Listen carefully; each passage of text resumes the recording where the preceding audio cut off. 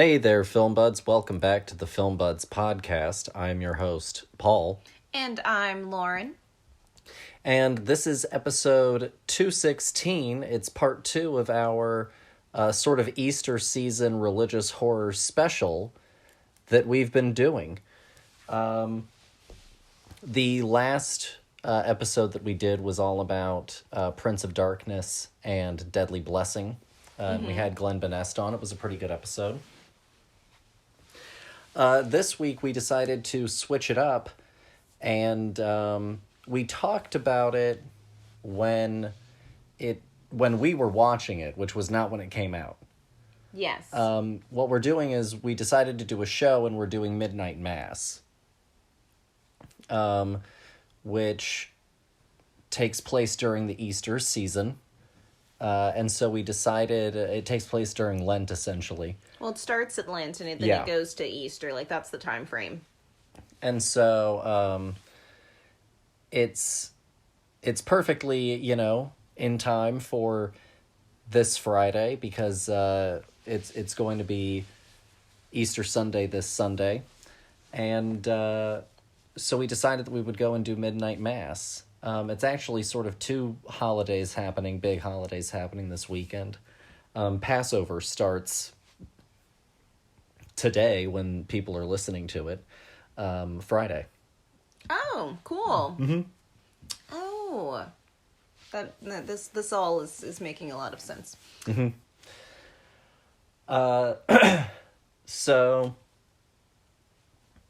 So yeah, that's sort of what we have in store. We're going to go and talk about the show, and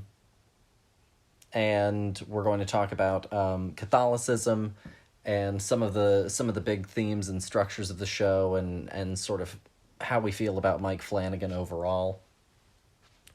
And I think it's going to be a good episode overall. I guess before we get started, just out of curiosity, what is your overall experience or familiarity with Catholicism?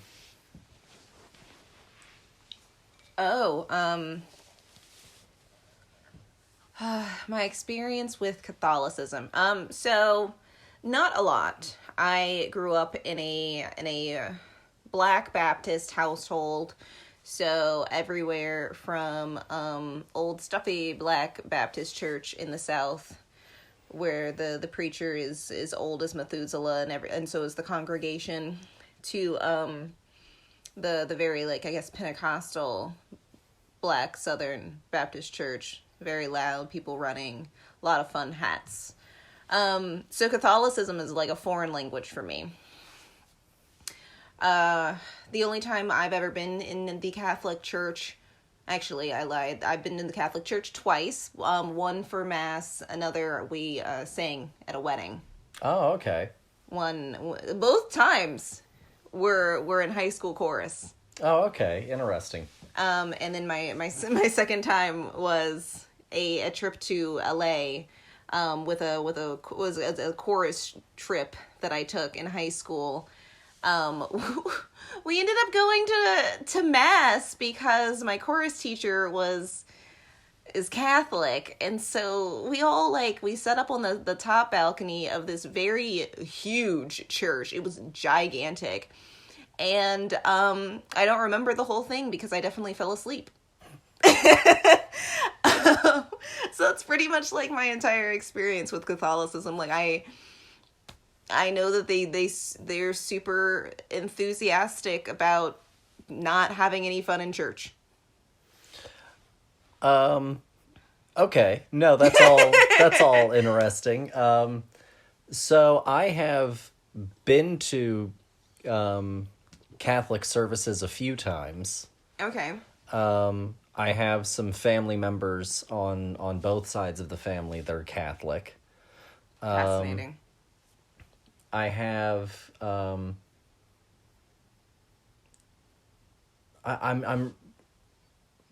not sure how my uncle became Catholic. Maybe because of my aunt. I mean, marriage sounds right. So I think that's how my uncle ended up becoming Catholic. I don't think that it's anything that was, like, sort of on either side of my family, really. I think it is something that, for the most part, like, a lot of my family, like, went into. You know what I mean? Like, we don't Yeah. have, like, any... Like, my grandparents weren't Catholic on either side of the family. But I've been to a few Catholic services before. I've been to, like, a modern... I don't think that it was an overly Orthodox Catholic funeral service.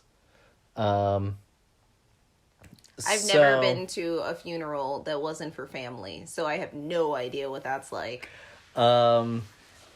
So it's quite the experience. I've definitely done a lot of different types of churches. I once did a weird kind of, like, ultra Baptist church that had, like, a laser light show and fog machines. Oh, that's weird. In Mississippi, I think it was. That's the weirdest thing I've ever heard. That doesn't sound like any Baptist church I've ever been to. But honestly, like, in a broad sense, my understanding, I guess, of Christianity and its many fascinating avenues is very limited. Like, it's a constant, like, new thing of going deeper into all of the different doors of Christian. No, yeah.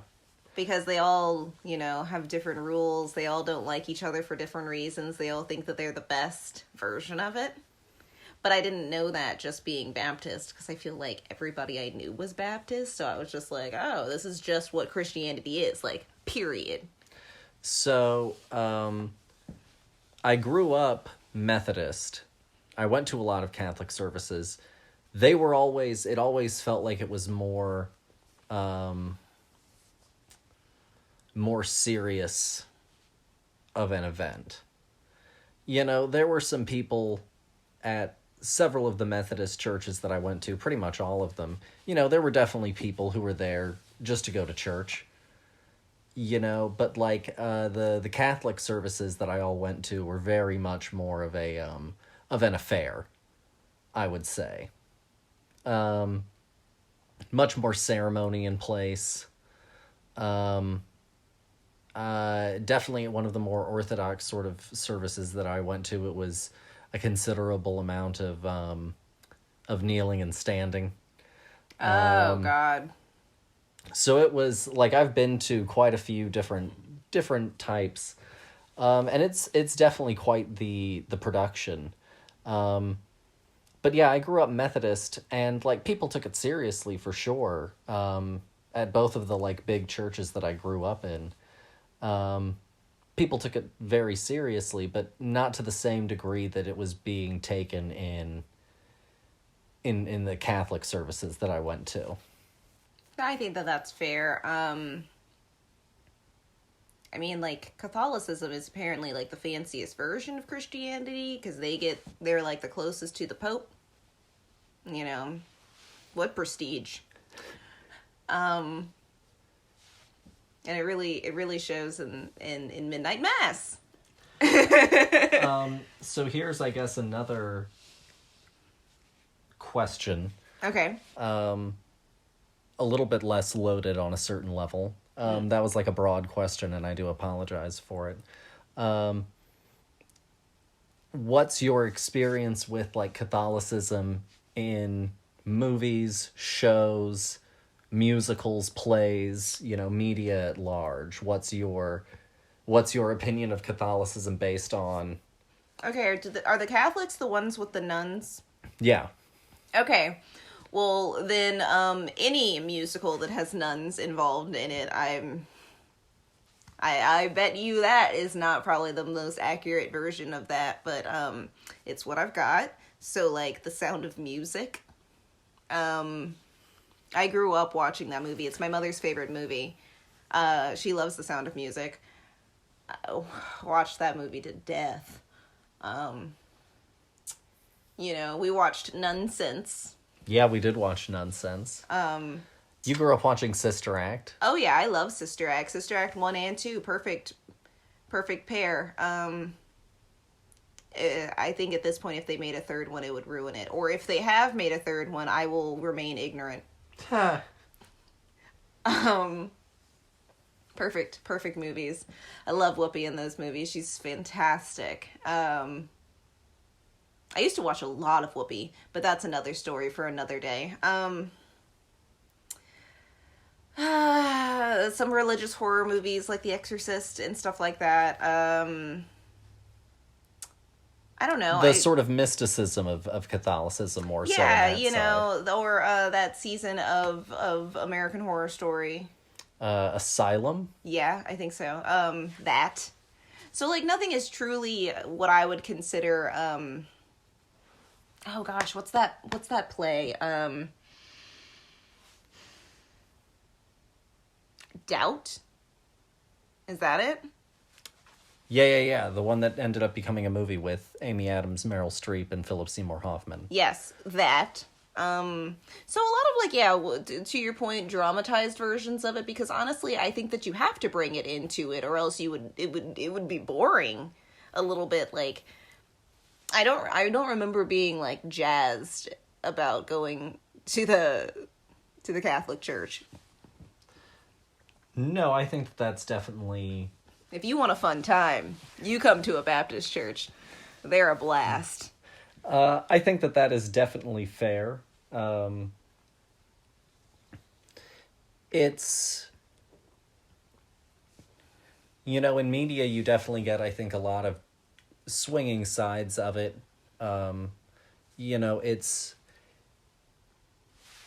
I just saw the figure of supposedly the number of Catholics in the world. Supposedly there are 1.3 this doesn't seem right, billion Catholics in the world. In the world? I think that's an accurate number, because you have to think about where Catholics reside on the globe. Yeah. It's not just like us. No, you do make good points, obviously. Because they've had popes from all over, pretty much Europe is just like smacked with Catholics. Yeah. So, no, I think that 1.345 billion Catholics is totally a possibility. Yeah, South America has a lot of Catholics. Yeah, exactly. Because all of Europe has a lot of Catholics. Because the thing is, at the base, at the root of what Christianity is, it's a thing that needs to spread. Because the whole thing that they tell you all the time is to spread the gospel. You are trying to get more followers. No, yeah. And so, like, it's one of the top 3 when it comes to religions in the world. Yeah. So, billion Catholics. Yeah. And so I think that it's definitely displayed in a lot of different ways. It has been used, I think a lot in horror. If you really think about a lot of horror movies in general that include religion, it's not typically like, Episcopalian. No, it's the extremes. Because they have all of the ceremony and also the history of that sort of mysticism layer, which is also something that they tap into a lot with horror and gothic things, and And also, like, the church was in charge for so long too that, like, it has such you can go into any generation of Catholicism and find something interesting to play on, especially in horror, because of the structure of it, because of the long lineage of it, and because of the power that they hold. No, yeah, I mean, you're absolutely right. And it goes so far back into human history. I mean, we're going and talking back before, like, the thousands of the establishment of Christianity as a dominant religion. And so I think that you also see with Catholicism it as, very much depicted as something that's full of a lot of guilt. I think is something that you often see associated with Catholicism in media. Yeah.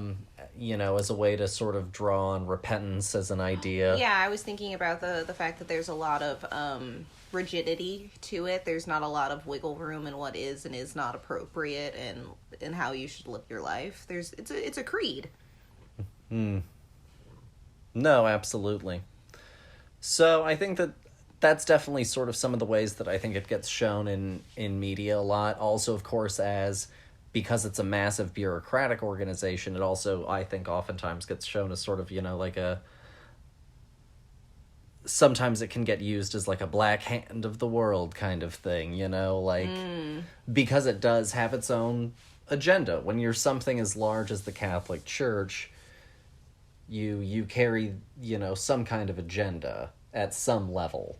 And there's a lot of like secrecy as well to it, because if you're not in the know, then there's no real way of like coming at it another way. Absolutely. And so I think that it's all very interesting, and I think that those are definitely some of the ways that it gets highlighted the most. For sure. But honestly, yeah, I think that Midnight Mass has been probably my biggest jump into, I guess, the most accurate version of, like, Catholicism in a sense. Like, I think it starts out pretty, like, this is a Catholic church in the middle of nowhere. Yeah, that's fair. Most grounded, most realistic. Because, the other thing about, you mentioned there are a few things that I wanted to talk about with Catholicism before we jumped too much into the show. So first of all, like I said, it's a shockingly huge, if you, like, you always hear that it's a huge organization.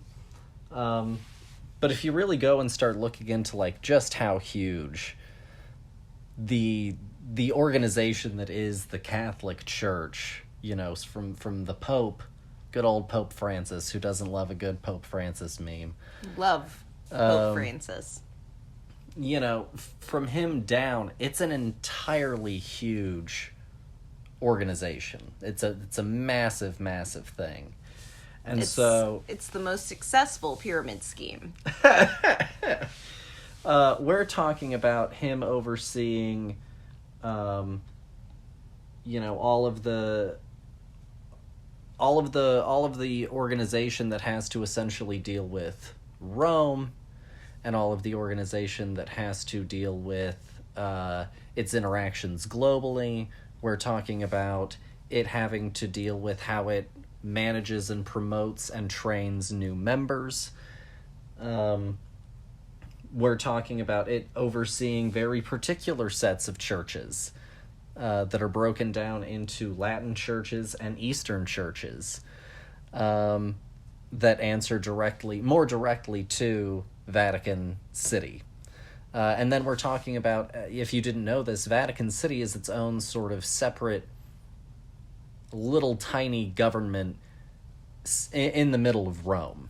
And everything is built sort of, around it to where there's a lot of Rome now, but also a little tiny bit of Rome is also sort of considered Vatican territory, or like the domain of the Pope as well. It's like Washington, D.C. Yeah. It's not a state. It's this weird little place. Yeah. And it's a bit of a gray area. Yeah, just like Washington, D.C.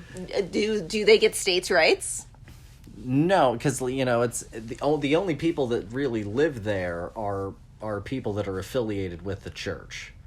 So it's an entirely religious state. So weird. So you just get, like, people shipped in there. Like, there's no breeding happening there. No, like, people, I think, go, and I think that it's almost like, if I was going to take a wild guess, I think that it's probably almost like stays on a ship. Like, you go, you've got a little quarter area that you live in for, a month or two on, and then you go back and you're, home for a month or so, and then you go back. I'm imagining that it's something like that. Is the Pope married? No. Can the Pope be married? No. Fascinating. Priest, no level of the priesthood can be married. Still? Yeah. Okay. Maybe I'm mixing that up with another part of Christianity. Delightful. I think it's Episcopals also kind of have like priests type figures or pastor type figures. I think it's pastor, and they are a little bit more. They're a little bit more like a priest, but not Catholic, and they can get married. Okay. Fascinating. No, I it's one of those things, I guess. Like, I could have sworn. Like, I didn't think that the Pope could get married. I was genuinely asking that. But I was like, no, but, like, priests, right? No level, and neither nuns. I don't know why I knew nuns, but not... because, like, the whole thing is that they're married to God. But, like, priests aren't married to God. Because... they keeps calling God a he the whole time, and it kind of like defeats the whole like we don't like the gays thing. But to your point, no level of them can, and I don't think that that's changing anytime in the near future. I mean I could be dead wrong. I don't keep up with Catholic affairs. That's a lot of just like sipping that Kool-Aid. But it's a massive organization. Like, it's really tremendously huge. It's got tiers. And then if you go and you look at something even as simple as, like, a parish level or sort of breakdown, and, like, a parish has, like, a single church assigned to it. Okay. And so then you're looking at a pastor. You're looking at a associate pastor and a parish secretary, and they have an administrative assistant. And then you're looking at someone to oversee the school, someone to be the pastoral ministers and handle those affairs, parish accountants, the pastoral council, finance committee, the director of music ministry. I mean, that makes sense, but I really like the accounting one.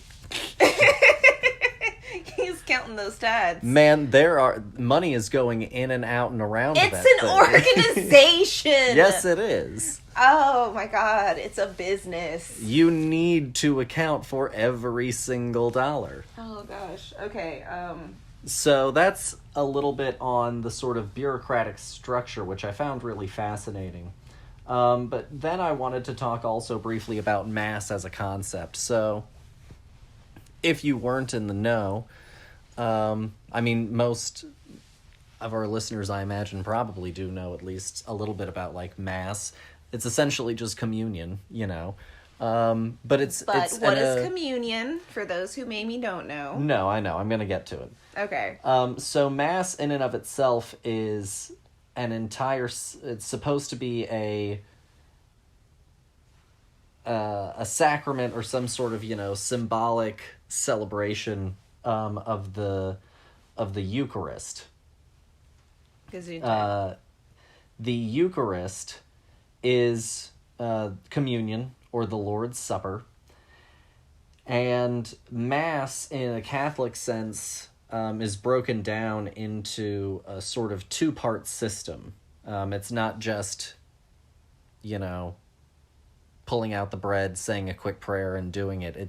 It's an entire sort of procedural thing that they have to do. Ceremonial thing that they have to do. And I said procedural, so I wanted to clarify. And so it's broken down into the liturgy of the Word and the liturgy of the Eucharist. And the liturgy of the Word includes the rites of passage of Mass. It has a reading from the Bible, from the Old Testament and then from the New Testament.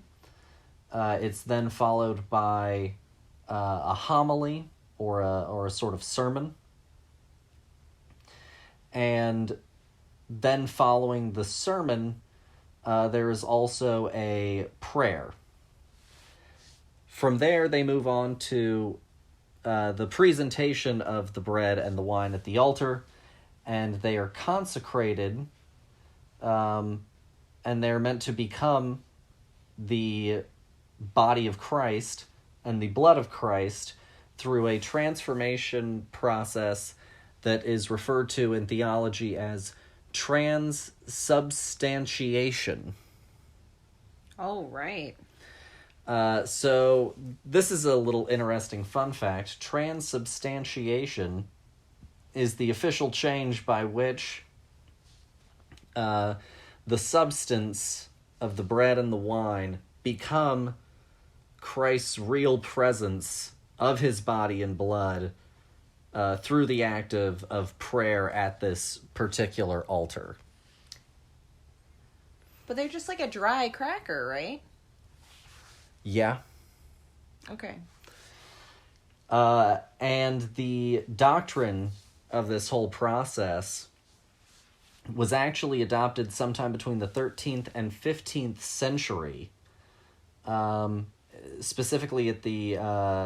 and it was officially codified during the process of the Council of Trent, which lasted from 1545 to 1563. Wow. You can find all this out on Britannica.com, by the way, if you're curious.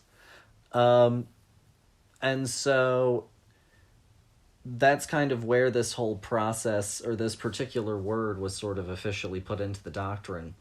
Mass had to be conducted in Latin until the 60s, and then they allowed Mass to be held in local dialects and languages. And that's kind of an overall sort of thing about Mass. And Mass, of course, comes from the Last Supper of Christ, which was a Passover event, celebration, where Jesus took Seder. Seder, that's the word. And Jesus went and took the bread, and then said that this is his body, eat of it, and took the wine, said that this is his blood, drink of it.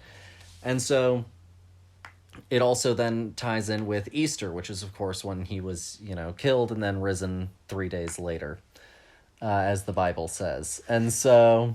Just town played crucified. He was killed. It was no big thing. And so that's kind of the sort of brief summary of Catholicism and Mass. Delightful, which is a lot of the show. Yeah. Like 100%. Now I guess we'll go ahead and jump into Midnight Mass itself. Like we said, it was created by Mike Flanagan. The plot is an isolated island community experiences miraculous events and frightening omens after the arrival of a charismatic, mysterious young priest.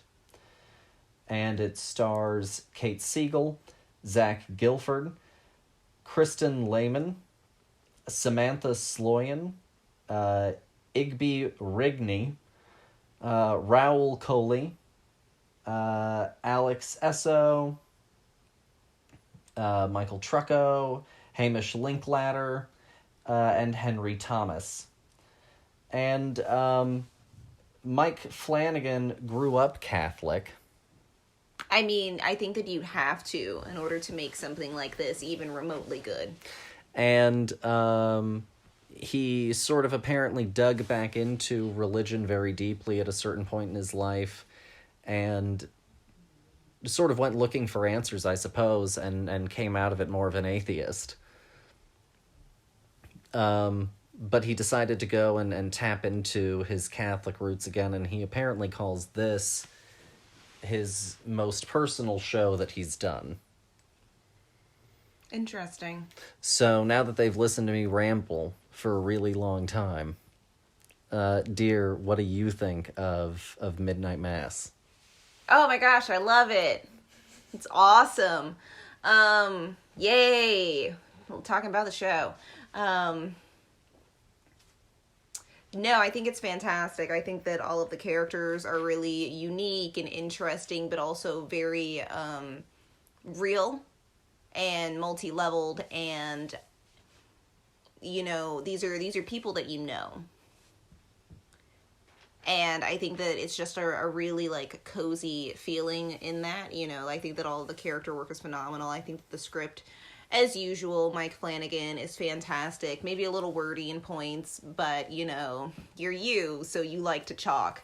I would equate like Mike Flanagan's writing style to like a modern day Shakespeare, like people monologue.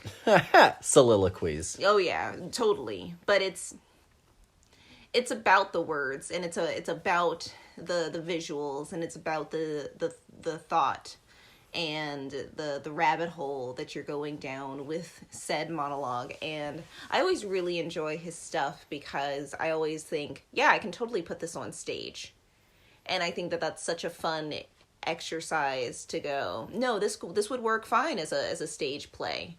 Like I don't really have any issues transposing this onto a different medium. And I think that it is so interesting how many different perspectives we get in these characters as well. We don't have like a lot of repeat thought processes, in this. We've got several, we've got a lot of characters that are all Catholic, that are all different in their own special ways, who have different beliefs and are still very religious. And then we've got, Raul Coley's character, the sheriff, who is a practicing Muslim with his son, and all of the like weird animosity that like happens in the goings of this show, that are like such a cool dynamic to like go down, especially in our modern time. And I think that it is also very just like relevant to now as well. It feels older than it visually, I guess, looks. But I think that it is really like just a profoundly interesting narrative for what's going on right now, not only in the world, in our in our home communities as well. Things that are happening here in the States are crazy. And I think that this, for me, really broke down a lot of different perspectives in a very human way, but also gave me like a good and a bad of each kind of varietal. No, I see where you're at. It definitely, it definitely goes into what it wants to talk about, which is really the dangers of power, and things done in the name of certain ideas that end up getting warped and skewed and sort of twisted, that we've seen happen time and time again. That continues to happen, and so it's a very timeless thing. It's something that you see repeated so frequently that it's sort of an archetypal story. Mm-hmm. And I also think that you're right. I think that it's a very lived-in world. I think that Mike Flanagan does a really, really good job here, with like Haunting of Hill House and Bly Manor. The important thing are those locations, and same with like Gerald's Game and Hush. Mm-hmm. The really important thing to establish is those locations, mm-hmm. because they're very singularly focused on that. And here, even though it is a single location, it's a town. Mm-hmm. And so it has to seem believable of how far the geography is. What are the believable limits of how small it is? No, yeah, I mean, speaking on that for a sec, like, people don't drive really anywhere. No, it's like a walking community. You may drive down to, like, the dock. But, like, we never saw, like, characters in a car. No. To your point, no. We saw people on bikes before we saw, like, people on cars. So, like, that's how small this community is. They say at, like, one point in the show very early on that there's, like, only 120 something people. Like, that's the population of Crockett Island. Like, of the crock pot. that's right. Perfect. It's funny because it's only a half truth. Well, and, you know, we talked on the episode with Allison about horror doesn't have to be scary. The show largely, you know, it's that thing of the horror being of the people and the circumstance, and the titrating up of tension to something that you know is going to be explosive. Whatever the outcome is, you know it's going to be, you know, breathtaking. And that's really how I think that this show functions, more than relying on, like, any of the sort of typical vampire stuff. Oh, no, yeah. I think that... Sorry, it's about vampires if you didn't know, but, like, you'll know within the first fucking episode that it's about vampires. It's pretty obvious. And, yes, I mean... And it's been out since September, so... Sorry about it, but it's about vampires. It's about vampires. But no, to your point, I think that, okay, well then now that we've spilled the beans on that, I guess, I can talk a little bit further about not necessarily like the monster itself, but that's what I'm just going to refer to the angel, I guess is what they call him. But like, I'm just going to call it the monster because like, that's what it is. If this is a horror thing, this is my monster. Mm-hmm. You know, my Frankenstein's monster is this thing. I think that we see it just enough for it to be like a lingering force. But to your point, I think that it is about the people. It is about this kind of dissolving space. These people who have lived here their entire lives and are watching a community die around them and only have one thing to hold on to every week. And for a good number of them, it's going to mass. And it's this one thing, this speaking to God. It's going to make it all better. You know, it's comforting.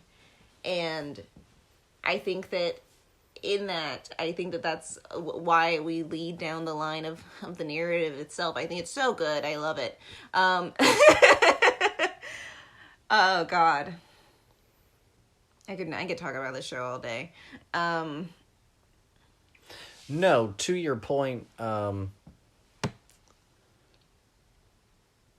everyone in the main cast pretty much has some sort of relationship to religion. Riley has searched far and wide and come up with the fact that he has nothing. You know, that he doesn't believe in any religious practice. Mm-hmm. Aaron truly believes in like a very just sort of earnest way. She, I think, doesn't necessarily care as much about the ceremony. She just honestly believes. Yes. And then, you know, his dad goes because his mother goes. Yeah, and it's proper. It's the thing that you do. And the mother goes because she's just a nice old Catholic mom. Yeah. And she's that's just a good what person. you do, and she likes going, and she likes hearing the homily, and she likes hearing the songs, and... Yeah, it's a good time. And it brings her joy, you know? It's like probably one of the happier points of her week, I would imagine. Oh, yeah, I'm sure. And so... You know, bring you hope, and like she takes it with like a spoonful of sugar. Like she's just so nice. And then you have, you know, Joe, who doesn't practice at all, and just doesn't care in any direction. he's just sort of living his life. Oh my god! And then you have Bev, who is 150% believes that she is the best thing, and that God's gonna come down and literally ask her to marry him. No, she's one of those people who has grown up reading it, cover to cover. She can quote scripture at you She's all like day long. evil Hermione Granger for the Bible. Yeah, that's apt. And she's very openly passive aggressive as well. Yeah, but she's one of those people that plays it off like but I said something nice. It doesn't matter what my tone sounds like.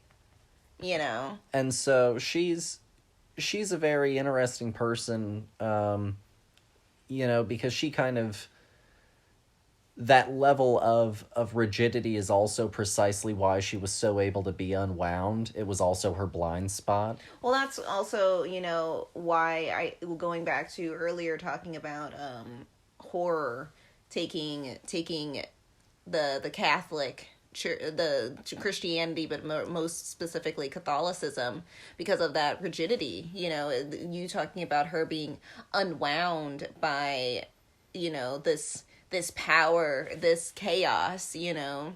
Of course it snapped her. She was trying so hard to be perfect. Her own version of perfect that the Bible crafted for her, that Catholicism, crafted for her. And she is this archetype that is a real beating heart of our nation, and that is an issue, because they're so blind. She's so blinded by what she deems is right that she's not willing to look at anybody else. Like, it's oh gosh, in the box thing. Oh, it's she's chaotic evil. Oh, I think that she almost falls in like the lawful evil category. Oh, okay. She's evil. Yeah. And then you have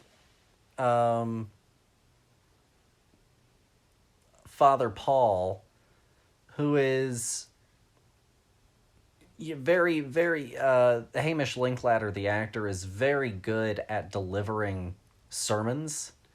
Oh yeah. And he does a great job at playing this kind of conflicted believer character who is also sort of, bought into, without realizing it, ultimate temptation in a way. Yeah. And I think that he does a really tremendous job in the show. Everyone does. I don't think that there's a weak player in the group for me.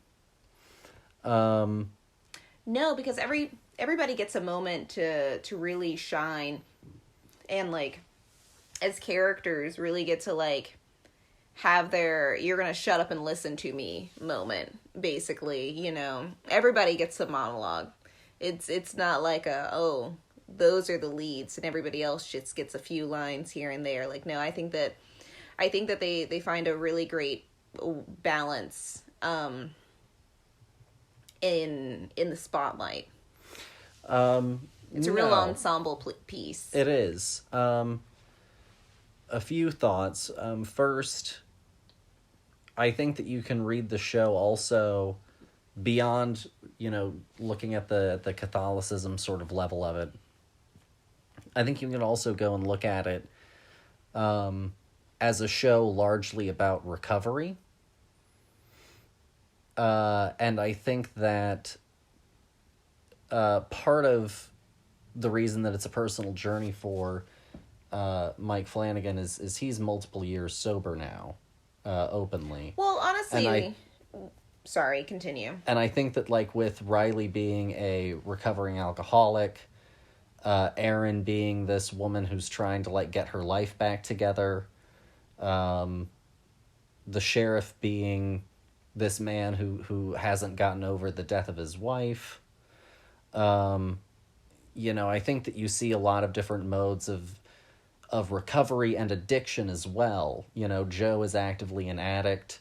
Father Paul is sort of addicted to God in a certain way, and also sort of his own idea of what he's looking for in life with this second chance.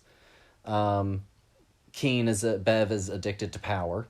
Ultimately, at the end of the day, any level of it that she can express over anyone is something that she grabs onto. And so I think that you can also look at it as something about addiction and recovery as well. No, for sure. And I think that I really enjoy this also for the true these are people aspect of it. You know, everybody has a good moment. Everybody has a crappy moment. You know, in this, nobody gets to just walk away scot-free, an innocent bystander. You know, everybody has their good qualities and their bad qualities, which it's really nice to see. It's nice and balanced. They all feel real instead of like them feeling like caricatures. And like again, it is very, very talk heavy. It's very monologue show. But I think that it all works in context with the whole thing, because I think it's a journey for recovery, but it's also like talking about things that people don't talk about. Mm-hmm. You know what I mean? Always the hush hush thoughts. Like it's really like putting a stage for a lot of different ideas to float them all in the same space with equal importance, and you know that doesn't happen too often. No. I think the other thing that's worth talking about is that this is definitely very heavily inspired by Stephen King. Yes. I think that he as a writer overall and a creator overall is very heavily inspired by King. But this in particular has a lot of that DNA of Salem's Lot, of desperation. You know, you've got like the teen sort of like, you know, kids with too much time on their hands kind of stuff that King does in things like Stand By Me and It, where they're going to the uppers for necking and smoking reefer. And, you know, I think that you get... necking. I think that you get a lot of those like Stephen King tones and textures, and I think that also works with the fact that the other two Netflix shows that he's done, Haunting of Hill House and Haunting of Bly Manor, are sort of collective works of two different writers, and I think that sort of is a similar thing here with King, with it being very heavily influenced by like a lot of King-isms. No, I think that's totally fair, and I think that's also why it works. You know, as cliche, I guess, as it may sound, like King has made a very successful career out of doing this. Like his books sell because they're good. It's because they're interesting. You know, not everyone is a Jim, but they're all like a crazy world and a crazy ride to go down. And you know, nobody writes them like King. So like watching this, yes, it definitely oozes with Salem's Lot, and for sure with the Stand By Me aesthetic of the of the necking. It's great.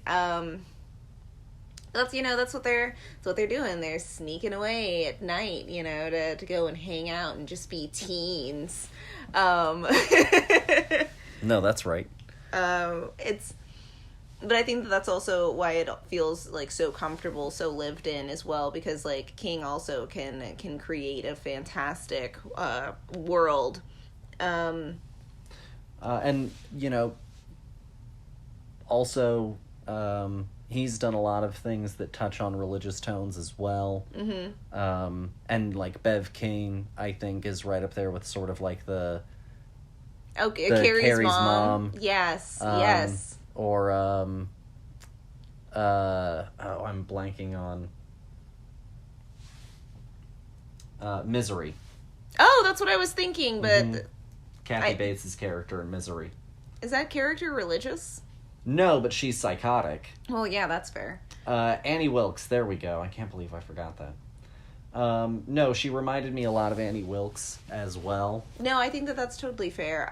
This very prim and proper, put together, but obsessed. Mm-hmm. You know,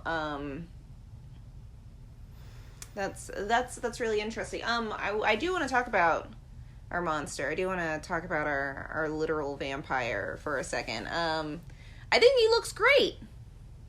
I think that there are moments where he looks better than others, but I think that like the aesthetic is really like really creepy for the most part, and like even when you do there's like that one scene in the church where he's like just standing there with his wings open where I'm like, yeah, you've lost it officially.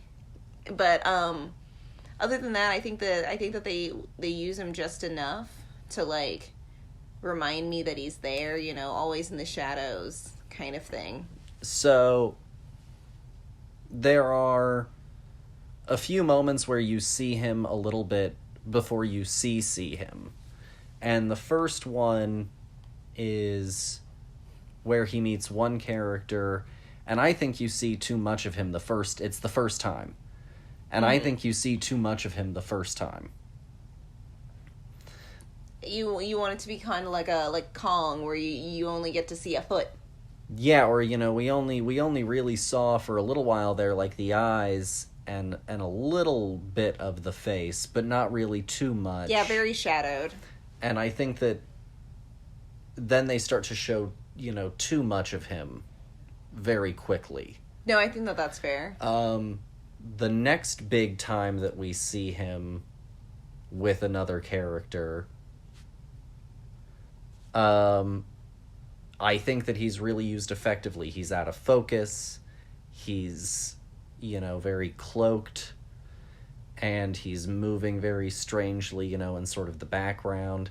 And I think that he works great sort of in those places.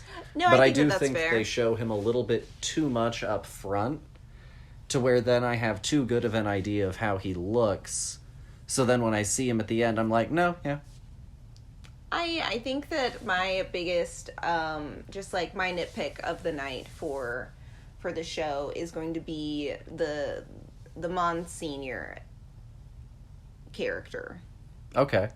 Not like the whole thing, just, I don't think that we get to see enough of him for him to really be a character.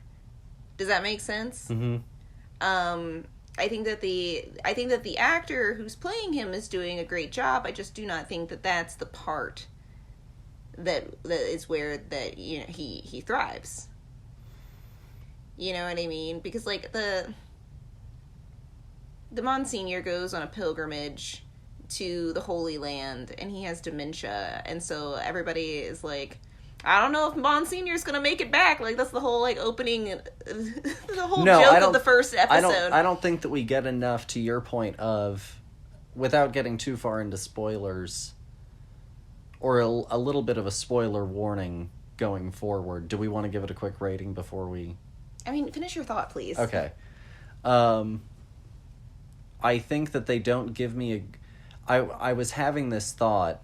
I was like, I wonder what the Monsignor preached like, you know, before we meet him in the show and see him give a sermon. I was like, I wonder what he preached like.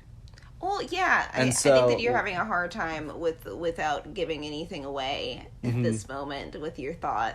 No, I think that Monsignor Pruitt is not a character. Yeah. And I think that if the people on Crockett Island didn't sell it, none of those like flashes to Monsignor that we actually get from like these memory perspectives would like ever actually work on their own, because I just don't think, you know, it looks like a dude in a really crappy old man suit. Yeah. Like, it just does. Like, there's just no getting around that for me. But that's my nitpick. No, and I definitely, it was something that had crossed my mind as well, for sure. What was that presence? You know, it doesn't make any sense. No, yeah. Well, I mean, honestly, it explained why, like, when Father Paul got there was, like, 5 people in church. Yeah. Because, like, I don't want to be preached at by old man Monsignor with his dementia. Old man Smithers. Like, oh my gosh, no. We would be there all day. No, that's really fair. And I don't want to sit in an uncomfortable pew all day. No, those things did look uncomfortable. Not good. Not good for church naps. So if you had to rate Midnight Mass out of and this was our second watch of it. I did mention that before, but this was our second watch. Did your opinion of it change at all? Oh, no, I think that the show, I think that honestly, actually, I think that the show was tighter this second time through because I kind of knew where we were going a little bit more. And you see so many clues along the way in the second pass. No, yeah, and I didn't feel like, I felt like there was, like, just enough, mood and atmosphere with everything that we get, that it's just like a really smooth ride that is like really emotionally satisfying and just full, you know. I really enjoy it, and like I can't recommend it enough. If you literally can't watch anything scary or you'll pee yourself, this isn't it for you. I'm so sorry. I would love for you to watch it. But if the slightest bit of scare doesn't push you away, definitely watch this show. I think it's phenomenal. I'm going to give this show a 5. No, I think that that's really fair. I'm gonna go just a little bit 4.5. Just a little bit 4.5. Just a little bit. That's the sneakiest way to just put a 4.5 down that I've ever. Just a little bit 4.5. And no, I think that this is absolutely tremendous. I think he does a really, really great job with it. I think that because the narrative does have to stay tight, you know, this is something that you could have bloated into 3 seasons if you would wanted to. Oh God, for sure. This could have been like, what was that show with the fairy tale people? That was like Lost. I'm blanking on it completely, but I know exactly what you're talking about. It could have been that. It could have been Once Upon a Time. There we go. It could have been literally that show Once Upon a Time, where once you hit the 3rd season, you were like, this thing is never going to end, and I think I have to jump off. And that's what you did. You know, it could have really been just terrible. And so I think that there are certain elements that I could have, and plot points and characters that I could have seen worked with more. But beyond that, no, I think it's absolutely tremendous because it does really focus in, and it could have been so bloated of a story. And I think he tells one that's impactful, that's human, that stands by, you know, exactly what it is, to the end. And I think it also does a good job of using Catholicism to its fullest potential as something that is valuable to some people, but dangerous, you know, in its own regard. You know, it shows it like anything else. It's how you use it, kind of a thing. Yeah, you know? Yeah, for sure. And it, you know, they use Catholicism to stand in the place of power and authority, really. And so I think it's really tremendous. So just a little 4.5. Just a little 4.5. Just a sprinkle of 4.5. No, and you had made a point earlier that I wanted to talk on, and I completely forgot, but it came back to me. So, you had said that Mike Flanagan was very into, well, he was very religious growing up. Yeah, he was raised Catholic. And very into Catholicism. And then he had his issues with drugs and alcohol, I don't know, alcohol, and is now sober. And so I was like, the Riley character is 150,000% and became an atheist. 150,000%. Yeah, he pulled a Stephen King, and he just Mike Flanagan is right there. I don't know what Mike Flanagan looks like, but now he looks like Riley in my brain because that's him. No, he pulled a hard Stephen King. Because Stephen King put bookish writers. Oh yeah, and everything, because that's exactly the English teachers. Yes. No, for sure, and I really enjoyed the fact that like everybody kind of got their moment to shine. Like I've never seen somebody like spit out like the Bible like it was the hottest lyrics on your favorite rap album. Like they were saying those lines like they were in a goddamn Shakespeare play, and I was like, wow, this is the only way to read the Bible. I think that if the Bible was a legit stage play with these people playing it and Mike Flanagan directing it, I think I would actually like sit down and be like, all right, I'm gonna learn about the Bible today. Well, if you think about it, especially I think some of the Old Testament stuff. Old Testament is bananas. It's kind of like the first horror imagery, of storytelling for a lot of people. Well, people being turned into salt. Monsters. It's giants. It's to keep people in line, so it's to tell you all of the bad things that happen to people who step out and all the good things that happen to people who stay in the way, and that's how you get to live a good and happy, boring, safe life. And so it's also a pretty, I was thinking about it and, looking at the numbers of people, it's also such a foundational text that when you're looking at the Bible and storytelling, whether it's just, non-horror storytelling, you've got so many archetypes that are baked into storytelling that come from the Bible. Oh, it's a David and Goliath story. And so you've got so many of these foundational, fundamental concepts and archetypes of storytelling that great stories have been told with that are based on formulas that, go all the way back to the Bible of storytelling. And then with horror, so many of, the transgressions and the things that are repressed and the things that return are things that transgress largely the societal laws and norms that have been set up by a culture, fundamentally influenced by the Bible and the dominant culture. I mean, honestly, you're right, because like I said earlier, at the core of Christianity is to spread, to get more of itself. It's unlike other religions that are either like a family-based thing that spreads that way through traditions and through children, and then there's like, the other option of just it being a religion that people go to find something of themselves.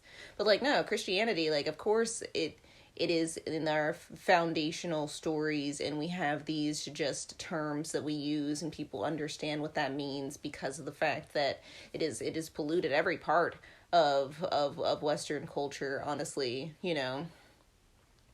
even to the point where now we celebrate, Christmas with the birth of Jesus and Santa Claus in equal amounts of like enthusiasm. No, yeah, absolutely.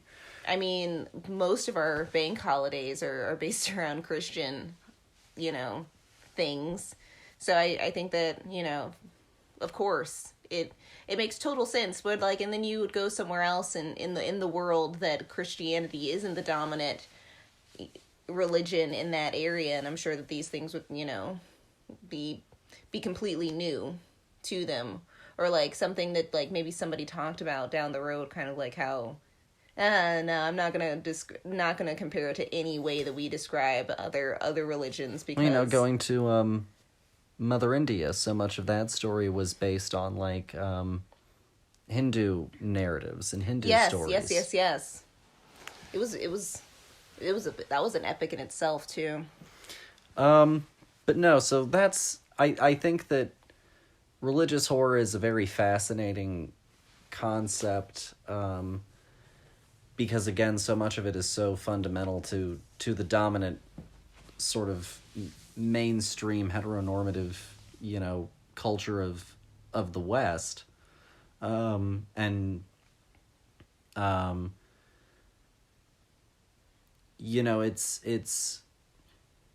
it's something that has, and you see it across the whole spectrum, great beauty and possibility, for people, and you see that in storytelling.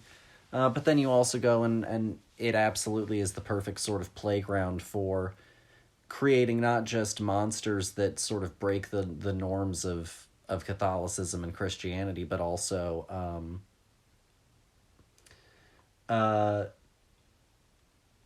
end up becoming sort of foundational narrative storytelling elements. I loved how much they wove the Bible and made it literal and made it a part of the plot and made it like just it was so tight. It was so good. They would, I loved how much they were like, this is eat of my flesh was not just like a figurative thing anymore. It was a literal concept that these people were like, yes, I will drink of your blood. Like, let's make this a normal thing.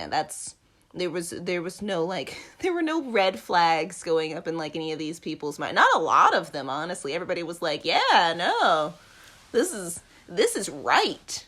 This guy is onto something over here, and then there were just like a few people who were just like, no, this is wrong. This is weird. What are we talking about? Well, and it goes back to also how the show regularly subverts certain imagery from the Bible. I love it. I could talk about it all day. Literally. It's got layers. As Donkey said, it's like an onion. It's got layers. Moving on from Midnight Mass and religious horror, there were a few things that I thought that we could touch on as just sort of some final notes. First of all, relating to Mike Flanagan, Frank Langella was cast in his new The Fall of the House of Usher show, which is a culmination of Edgar Allan Poe works into one series. Wait, why is it called The Fall of Usher? That's a Poe story. Oh, okay. You know where my brain went? Right to the singer. Oh, no. I thought it was going to be like an OJ thing, but about Usher. No. Close, but no cigar. Oh, gosh. And you said Edgar Allan Poe, and I was like, wait. And it's got a whole bunch of classic Flanagan players, like Raoul Coley. Raoul Coley. I'm so happy for your career. But then it also has Mark Hamill. Oh. And it had Frank Langella. But he... So, real quick, who is Frank Langella? The idiot asshole judge from Trial of the Chicago 7. Oh, yes. Thank you. I needed a face. I really did. I didn't know that man's name. He has left the show after an investigation for misconduct. Oh. And they're apparently pretty far into production, so they're going to have to recast the role and I imagine do some reshoots. But I mean, if Suicide Squad could do it with one of its principal characters, then I'm sure that Mike Flanagan can manage. Not Suicide Squad, Peacemaker. Wait. The Peacemaker show, they did reshoots with one of the principal characters. Oh, yes. Mm-hmm. The, Vigilante. Yes. Oh my gosh, I was like, what on earth are you talking about? I was too busy thinking about, Army of Darkness. But no, yeah, Frank Langella was going to be in it, but they had to recast, or they're going to have to recast. I'm glad that there were appropriate actions taken after there was, a complaint filed, and that appropriate action, led to the right consequences of behavior. Yeah, no, that was really quick. They were like, no, we're not going to wait until we're going to pretend like they're not in this at all in all of our marketing. Cough, cough, cough. The Murder on the Nile, or whatever the hell that movie's name is. Oh, Death on the Nile? Yeah, where it's like, it definitely doesn't have Armie Hammer in it. Don't you fret. He's nowhere near here. Who? She's the bride, but to no one. No, and, Frank Langella, is a great actor, who has done a lot of really wonderful things. I did not enjoy him in Trial of the Chicago 7. I thought he was a little one-note. I don't remember a lot of that movie. But, it is good that he faced the correct consequences for his actions. It's a shame that happened. Yeah, well, sometimes when you act like an asshole, you gotta get the right punishment, or else you'll continue to act like that, and then you won't be able to become the beautiful, amazing person that you're supposed to be. No, that's fair. But no, it's I'm not sure who they're going to recast with. They haven't said anything. I'm not sure who I can think of off the top of my head that I consider like Frank Langella type. And I don't know also fair. what the character is, so it's also kind of hard to just sort of guess which of the Frank Langella types you needed. No, that's fair. My brain is just saying, constantly screaming, not Chevy. I was thinking, it depends. I think that you could potentially go with maybe like a Dustin Hoffman. Oh, Dustin Hoffman is good. I had somebody, but I don't know his name, and so I've been trying to desperately think of something that I can name that he's been in, which has been a rabbit hole for me. I think I've got another suggestion for an actor who is considerably, I believe, older. No, he's around the same age as Langella. They could go with Michael Gambon. The Bambino. The second Dumbledore. Oh. He's a Frank Langella type. No, yeah. I was just thinking about him running down those stairs and screaming at Harry Potter. Did you put your name in that goblet? Beyond that, we watched the Stranger Things 4 trailer this week. What did you think of it, dear? I'm excited about it. I am. I really enjoy the franchise, and I know that I'm going to like it. Right now, the commercial, the trailer. Thank you. Gosh, I don't know why my brain just is like shut down. I thought that the trailer was fine. I think that that's probably where I live with the trailer itself. It's like, it's very safe. It's like, look, here's all of your favorite characters doing things again. I wish they didn't show the monster at the end. That would have been a nice reveal. I that's how I felt about them showing David Harbour. That's fair. I was like, you could have let me linger a little bit more about this. Like, I think that I would have been a little bit more excited when he showed up if I didn't know that he was literally going to be there, considering like he maybe died in the last season. But now we know. That's it. I don't even need to watch the show now. No, I get where you're coming from with that. I think that this is going to be the last season, which I think is probably for the best. No, I think that that's fair. It feels like a last season. The plot from what we gathered from the trailer feels very much like we're wrapping this thing right on up. We're gonna have one more final bang with our favorite players doing our favorite things, monsters in another dimension, and we're gonna put a bow on this and call it a day. I'll be curious to see what they're kind of pulling on reference wise for this one. Mm-hmm. They always pick particular films and filmmakers to use as influence for each season. So I'll be curious to see. I enjoy the show still. Season 1 is still the best one. Mm-hmm. I prefer season 3 to season 2, but like nothing has really touched that first season. The last thing that I wanted to talk about was they announced the Cannes film list, the lineup. Okay. The Cannes Film Festival is, of course, a French film festival. I'm not going to read the whole list. So are you saying can as in like a can of beans, or are you saying cam as in a camera? It's Cannes.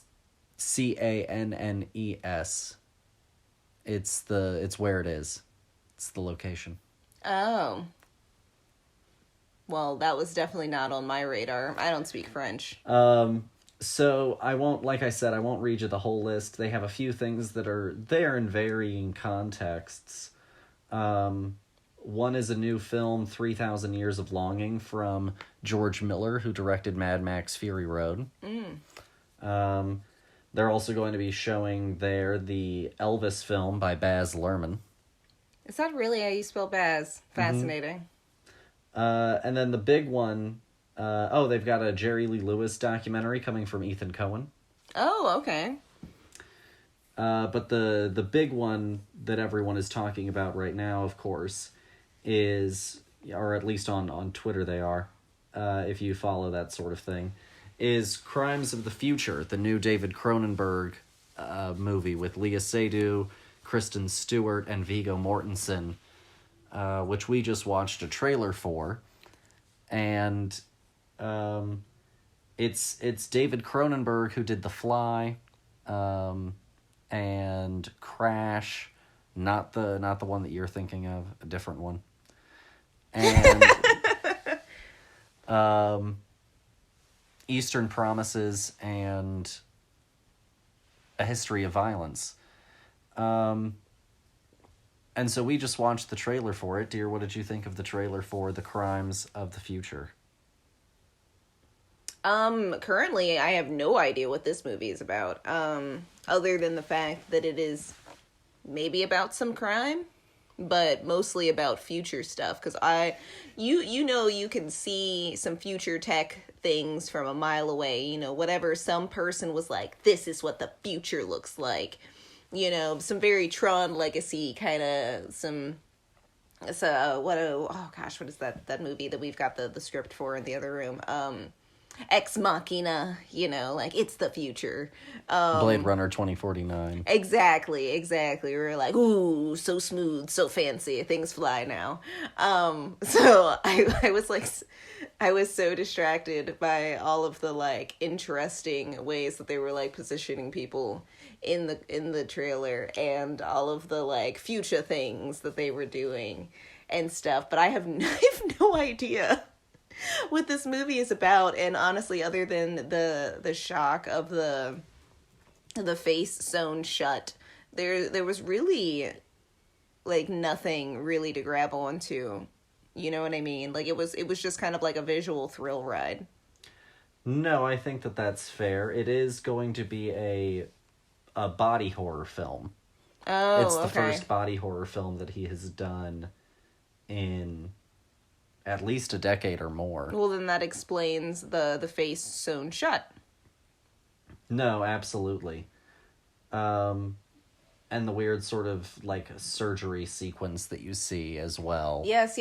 Well, so far the best body horror movie that I've seen is Titan. Yeah. That movie is, whew, it's rough Great in some movie. spots. Makes you uncomfortable. But that's pretty much all that I had wanted to talk about. I don't think that we've watched anything since... No, we haven't. Since we did the Everything Everywhere All at Once, Buds Being Buds, and Ambulance, which we still need to add.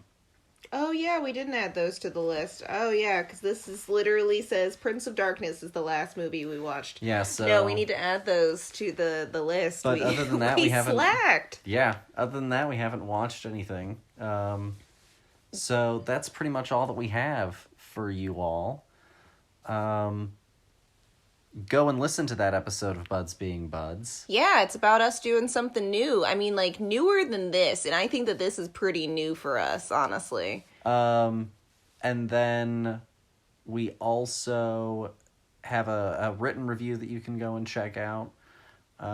Next week we're getting out of religious horror, but we are still going with another April holiday. We're celebrating Earth Day. Yes.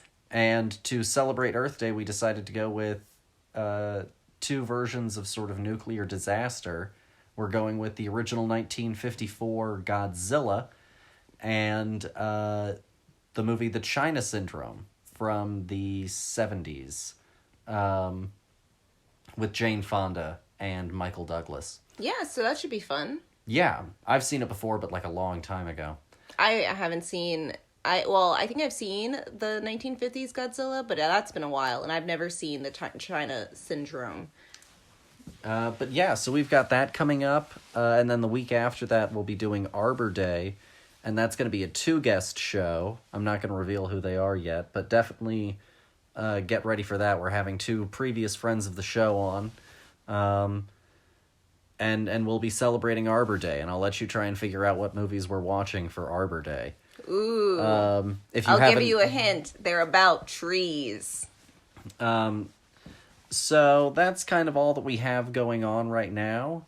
Be sure to follow us on Twitter, on Instagram. Tell people about us. We've got all of our important links down below. Send us questions. Yeah, we haven't had a listener question in eons. Yeah. And also go and give us a review. That's about all that I have. Dear, do you have anything you want to say to the listeners? No, I mean, what are you guys watching? Yeah, you can also let us know. The last thing I'll say is, sorry if anyone got offended by any of our takes on religion. Religion is a personal choice, and certainly you're free to do however you feel. It's just not necessarily, I guess, something that we have any particularly strong attachment toward. No, it's more of a thing to study from like an outside perspective, for me. So, but, if we did bother anyone, we apologize. So, it certainly is never intended in any kind of ill will. Because again, everyone is free to do however they would like to. Yeah. So. But religious or not, I think you should watch Midnight Mass. That's right. And listen to this episode. Yeah, I mean, if they've gotten this far, they already have. Yeah, we'll listen to the previous one, rather. But thanks you guys for listening, and we'll talk to you all next week. Bye. Bye.